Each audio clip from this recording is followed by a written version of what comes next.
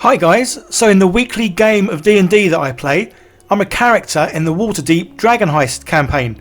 And recently, well I say recently, a good few weeks ago, we succeeded in accomplishing something and we were given a tavern. And for any of those of you who may have played this game, it was Trollskull Manor. And basically I thought I'd have a go at making one myself. And well, here it is. So I've made it to scale to fit the figures that I've got. And obviously this is just the first floor. Obviously this is the main sort of floor you'd go into, where obviously the bar area is, and obviously the patrons can be drinking away. Yeah, so pretty much this was all 3D printed. Part of the base does have some sort of foam board in it, but we'll see that in a minute. But everything else, the panels, the floors, obviously the chairs, everything else 3D printed on my Photon Mono Anycubic. Lovely printer, and yeah, I spent a few days printing loads of bits. Obviously this does have a little cellar to it, so that's kind of why the main bit is raised up, just so I could obviously have a cellar that was well, underneath it. So yeah, I'm really pleased with how this came out, and I can't wait to show the guys and girls that I play with. So yeah, I'm looking forward to that. So to get on with this, I will go through now and show you how I made this. Last week I asked my DM to send me the floor plans, and this is what they asked. Obviously I printed them out, and obviously everything's gridded, which is cool, so it's all sort of like to 25mm sort of squares, which makes things nice and easy. So yeah, using the Anycubic Photon Mono, I printed out some tiles, and obviously I knew I was going to need loads of tiles, so I printed out more tiles and more tiles. And yeah, I may have got a little bit overboard printing out tiles. I also printed off loads and loads of like wall panels, so I'm going to leave links in the description guide to where I got all these from. Basically everything was Thingiverse, so everything I've printed out is free to get. I did do quite a lot of changes to the things. As you can see, basically the wall panels were attached to floors, but I took them off and then I changed them, and then I put some windows in some of them. Obviously got these little stairs and little crates for the stairs to sort of go on. Yeah, so I'm hoping I can find all the links, but say basically Thingiverse. Everything you see now is Thingiverse, so yeah, definitely all free, guys, apart from obviously the cost of the resin. And as you can see, because I am going to build the whole of this tavern, I did print off loads, certainly a lot more than I needed for just the first floor. So as you can see, I'm using this bit of plywood as a nice sort of base for the whole thing. I've tried to roughly draw out where I want things to go, just so I can make sure this thing goes in the centre of this board, because I'm actually starting with the cellar, just because obviously it is going to be sort of like sunken into the thing. And then yeah, good old Gorilla Glue. Yeah, I've started using this now. I think about 4 or 5 months ago I started using Gorilla Glue, and I just love it. It's really good stuff, because obviously it'll stick everything to everything. And yeah, the good thing is, well, you can put it down. It'll take, I don't know, a good 5 minutes or so for it to really sort of cure and set, which is kind of nice because it gives you that opportunity to, well, move things about if you need to, which is pretty cool. But then once it does set, it's rock hard. Obviously there are some cases where I do like to use a bit of super glue, just because obviously this stuff is obviously a lot quicker than the Gorilla Glue. But say once you use this stuff, you do need to make sure that whatever you're gluing is in the right place, because you can't unglue it. All of that being said, you kind of can, because I have actually now got some de-gluing or ungluing sort of stuff, which is pretty cool, because I've used that for some of the figures that I've made. I put them on sort of the dark bases. I've actually used this other sort of liquid to unglue or de-glue, or I don't know what the term is. Basically, it makes glue unstick, basically. Yes, so there we go. Anyway, back to this. So there you go. I've made the bottom bit, and I'm pleased with how it looks. There are a few little gaps here and there, so using the good old grout, which is another sort of material that I love to use, just because it is so cheap. It dries rock hard, and obviously it can be sanded and all that afterwards. So yeah, just using a bit of the grout just to go through and tidy up any areas where the gaps seem a little bit too excessive. To be honest, it wasn't too bad gluing this all together. There's not a lot of gaps, but where there are gaps, then yeah, I would rather, well, there wasn't. So there we go. So that's the bottom bit done. Obviously now I need to raise up the whole area so that the main floor is obviously nice and flat and level. And to do that, I'm just using this sort of packing styrene, I don't know, foam, whatever it's called. Yeah, I'm using this stuff. basically whenever I've got sort of deliveries turn up and they've come with loads of this stuff, I now keep it all just keep it basically. Yeah, I know guys, I do say the word basically so many times and I just can't help myself. Should have a little game where you guys sort of see how many times I say basically. And there we go. So yeah, so obviously this bit I'm making, obviously it's not a trapdoor, but the bit that sort of comes off to reveal the bottom bit is going to be in one sort of panel. The rest of the stuff I can glue down. This is the other good reason for using the Gorilla Glue, guys. When you use sort of, well, pretty much any other kind of glue on this styrofoam or foam packing, whatever it's called, it does dissolve it. Whereas good old Gorilla Glue doesn't, which is pretty awesome.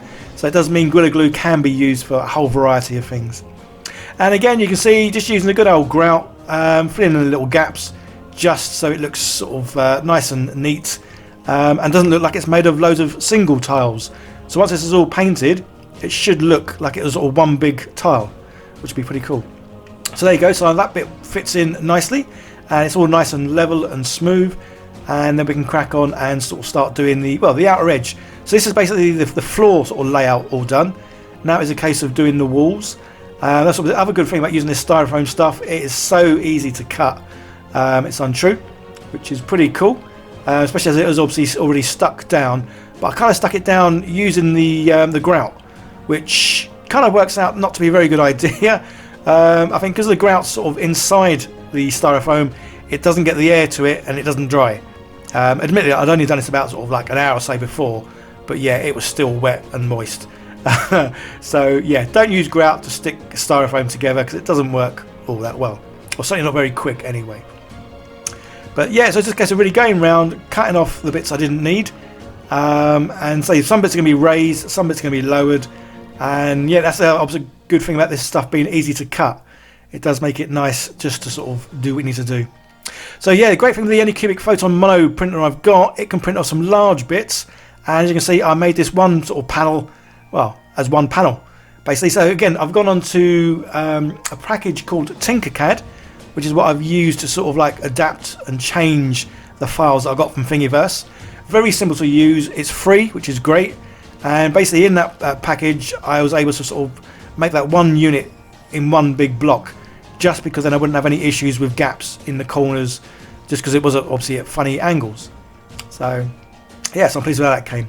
And again, the door, there's a separate door to the panel. Tinkercad, I could move it to inside the panel, and then obviously the great thing with 3D printers, you can just print things off whatever size you need. So some of these panels I've stretched to make bigger, just because obviously then only need to have one panel rather than getting a panel and then trying to cut up another panel. As much as this stuff is easy to cut, and I did do quite a bit of cutting with my little Dremel tool, where you can, it is better to sort of print things off the size you need, which is pretty cool. And then yeah, it was just a case of like a big jigsaw puzzle, to be honest. So I printed off so many pieces, and then I printed off a few extra pieces just to sort of fit in sort of size wise that I needed, and then it was just a case of going around gluing it all together. So it's almost like a kit form, which is pretty cool. And yeah, I did enjoy this bit because it's a good thing about printing off so many things. I think I spent about 2-3 days just printing and printing and printing. But so the good thing is I have got loads of panels now and floor bits that I've probably almost got enough to do the next floor. I probably will print off some more bits, just because this does have 4 floors and obviously the roof and all that kind of other stuff. So there is a lot to do. And yeah, sometimes I do try to measure twice, cut once, but even then when I do that, it doesn't always work. And as you can see, there's a big gap here, and there is even a bigger gap in another little area, which I'm not sure if I filmed or not. But yeah, good old grout, go round, fills it all in. You can't see it after, especially once things are painted. It all looks pretty cool. So guys, yeah, if anyone out there who's playing this campaign, let me know in the comments. Obviously, don't do any spoilers. I've been playing in the campaign for a good couple of months, but we have obviously got lots more to sort of discover and to do. But yeah, I'm thoroughly enjoying the campaign. Good bunch of people, good DM, and yeah, lots of fun. So yeah, again, the other good thing with the Tinkercad is you can make panels or units and you can sort of cut bits out. So rather than this being one big chunky monkey, I was able to hollow out the inside, which is pretty cool because obviously it makes the printing a lot cheaper because you're using less resin. And obviously I've put some more grout around the whole of the edge of the base, so that looks pretty cool. And yeah, there we go. I must admit, I'm pleased with how it went together, and it did get together pretty quick once I sort of got the basics done. And yeah, it went together really nicely. So there were a few areas that I just fancied putting a few bits of stone, just because I didn't want this thing to look sort of too neat, too precise. So by adding the stones, just sort of makes it look a little bit more, a bit more realistic, I guess, because it's sort of, obviously the building would have sort of stones, gravel, irregularities to it basically.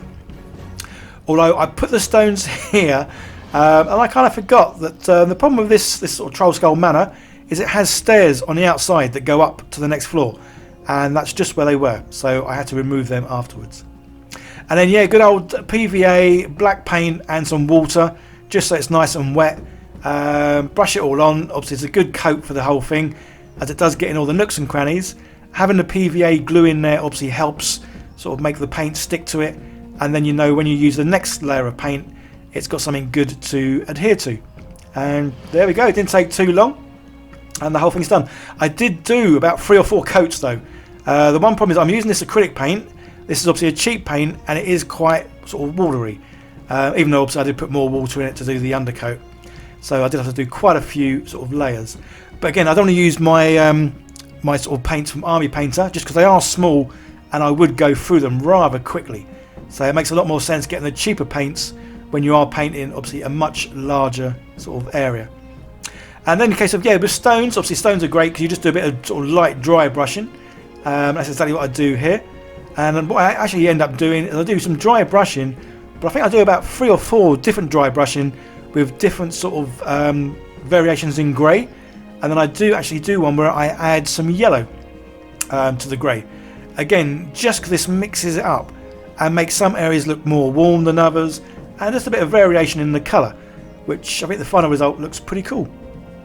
And then I'll do a similar sort of thing for the wood panels. Again, a bit of dry brushing using the brown, but I did do this quite a few times with the brown. I say, because the paints I've got, they are cheap and cheerful, but they are quite sort of thin looking.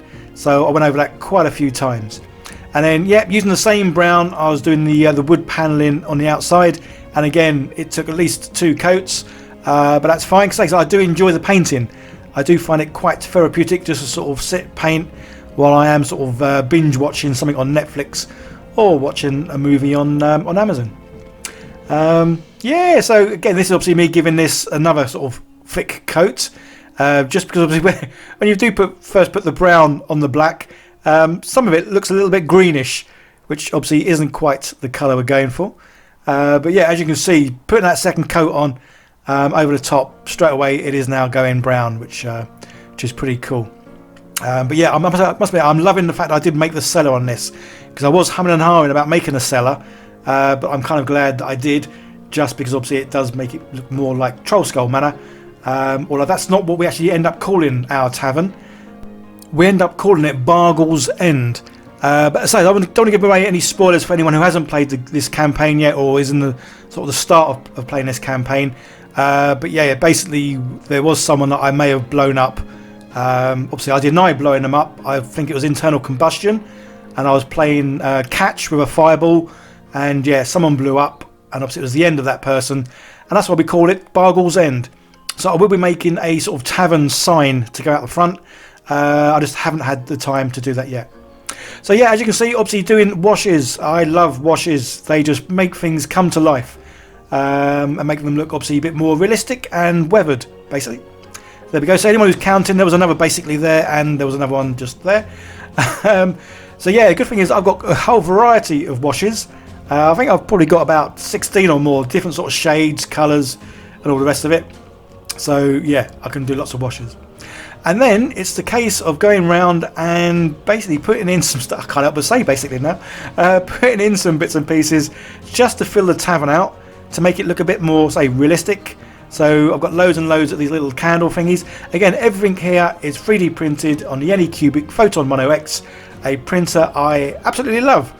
Unfortunately, there's no footage of me printing anything on this one, purely because I spent about 2-3 days just printing and printing and printing, and I was doing other things at the time, so that's why I didn't get any footage, unfortunately, of me doing the printing or the rest of it. And yeah, so I just went again everything Thingiverse. So none of the things that I'm using here I had to pay for. They were all straight from Thingiverse. Again, I've changed some of the like sizes and heights of things and all the rest of it, just to sort of fit in with what I'm doing here. And then yeah, loads and loads of tables, little seats, and these were all painted with these speed paints. Again, I love speed paints. Just anything that makes things quicker is good. And it's not just making things quicker, it makes them look really good. So yeah, the Army Painter speed paints, especially on this wood, just because it really gets in the nooks and crannies, and if you put it on haphazardly and don't sort of smooth it all in, you then get some areas which are like thicker and darker, which I think for the wood just makes it look more grainier. And again, being able to print out these minute little tankards is awesome. And yeah, there we go. I say I'm really happy with how this came out. I can't wait to go and take it to my next evening for the campaign, which is actually going to be tomorrow.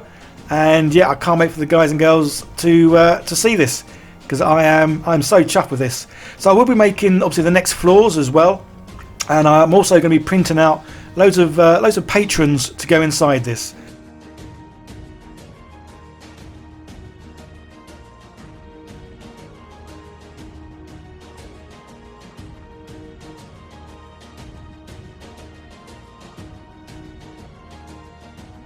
Hope you guys enjoyed this.